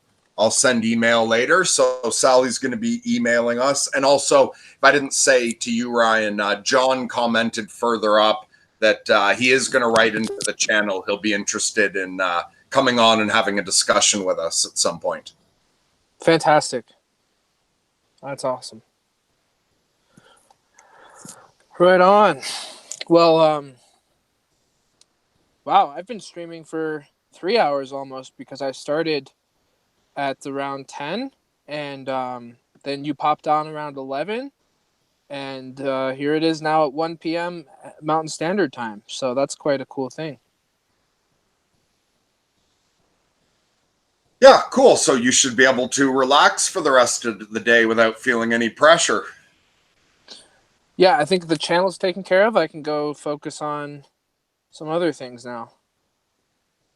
Okay, good. So any final thing?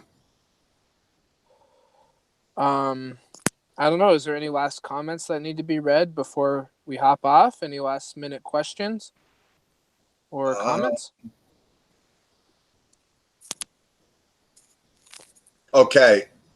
So John says, if there is an invisible hand, how could it be possible that you are aware of it? Isn't it visible now? The invisible hand.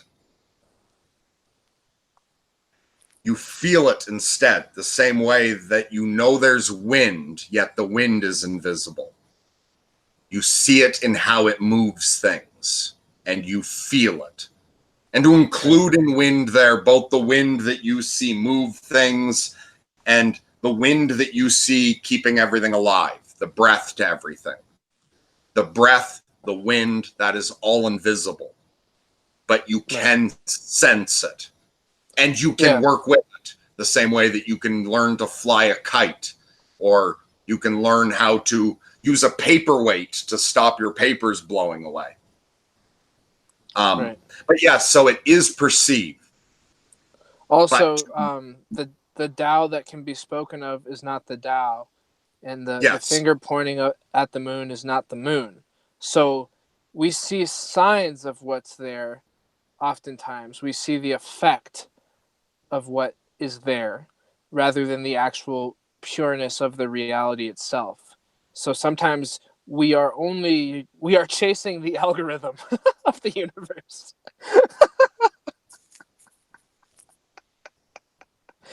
Oh, that's exactly what it is, really.